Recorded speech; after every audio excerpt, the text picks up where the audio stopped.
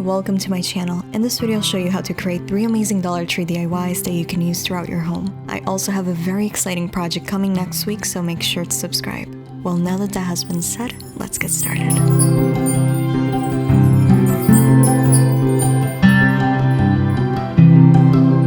The first project is how to create a floral hanger. First, you'll need to spray paint flowers from Dollar Tree. I have a whole tutorial showing you how to do this. I'll link it down below. But essentially what you want to do is just spray the flowers with a pink color. After, I used this beautiful blush color and I concentrated it mostly on the center of the flower. And to add some highlights, I gently sprayed some silver for a pop of shimmer. Once that was dried, I sprayed adhesive glue and I added some glitter for added sparkle. Once the flower is painted, you can dismantle it from the stem and reassemble it with glue. This will make the back of it completely flat so you can glue it to the hanger.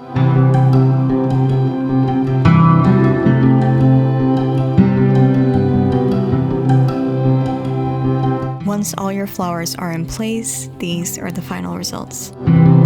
I truly love how this turned out. I personally use it in my bedroom because it goes well with my bedroom theme, but this would actually be perfect for those wedding pictures where the bridesmaid dresses are hanging besides the wedding dress.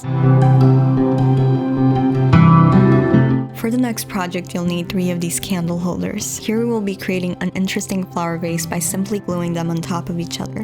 What is fun about this project is that you can play with the colors and create multiple looks that can complement your color scheme. Possibilities are endless, however, these candle holders aren't deep enough to accommodate the flowers properly, so you'll have to add floral foam to create your ornaments. I just cut it to size until it fitted the candle holder perfectly.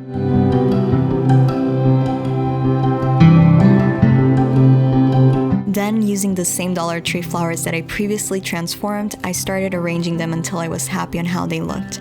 Once completed, these are the results.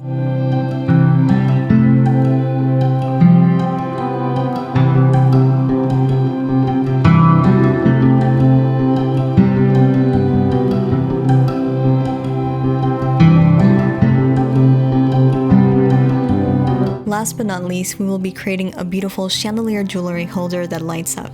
First, you'll need a canvas from Dollar Tree, and the colors that I used were chalk paints, and the scheme that I stayed on were pastels. I used a gray with a blue undertone and a light pink color. If you want to achieve a similar pink as mine, you want to first mix a small amount of pink into a larger part of white paint. Then you want to add some of the bluish gray for a more lavender undertone, and finally you want to mix some of the gold to add a little warmth into the mixture. I also added water to the mix. This is a crucial step because you only want to stain the canvas. At the end of this project, you'll understand why. Once all the canvas was covered, including the corners, I then printed a chandelier picture to use as a reference. The first thing you want to do is to mark the middle of your canvas so the chandelier can be centered. After, I just began drawing. The chandelier shape is not necessarily something that is hard to draw, it's all about keeping it symmetrical. However, if you find it difficult, you can also print a chandelier picture and glue it to the canvas instead. I personally love these speed-up drawings and paintings. I find it extremely satisfying to watch, so if you're anything like me, I hope you enjoy this time-lapse.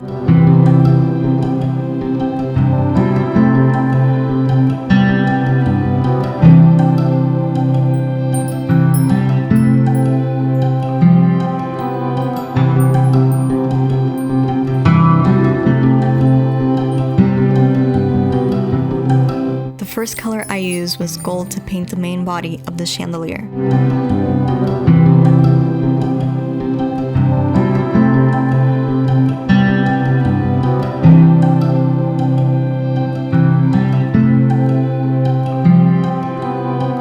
Then I used light gray for the highlights.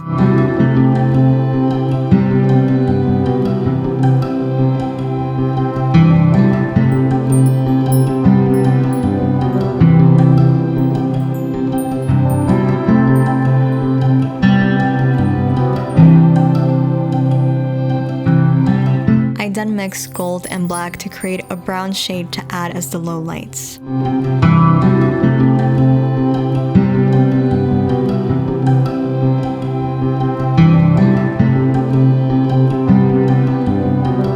also use a darker shade of brown to create the shadows.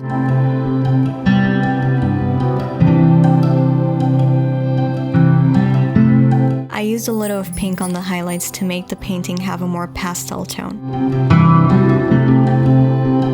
After I use white paint for the candles, here you can really see the contrast of the pink from the background compared to the white.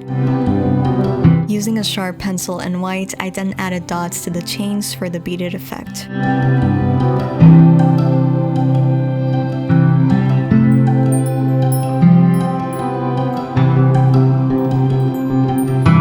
I also added highlights to the crystals for definition.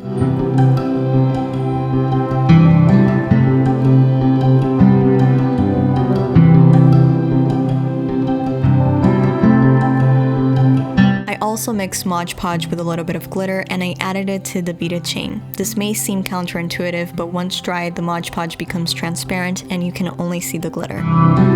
After, I used sequins that I found at Dollar Tree crafts section and I glued them in a symmetrical pattern to make them appear as if they were the chandelier beads.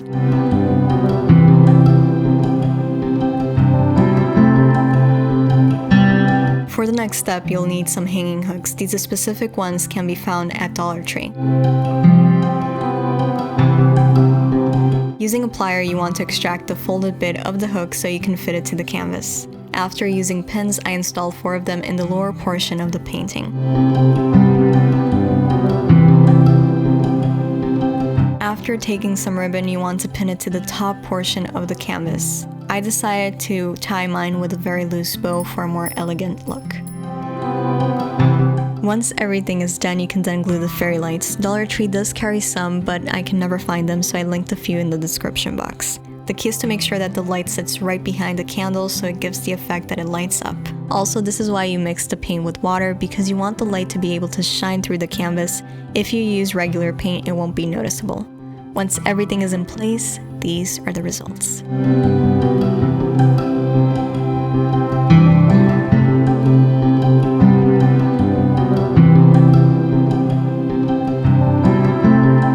Really quick, don't forget to subscribe to my sister and my bunny's channel. I'll leave these links down below. Also visit my online boutique and don't forget to follow me on Instagram to stay in touch. Well, now that has been said, once again, thank you so much for stopping by. I hope you have a very blessed day and goodbye.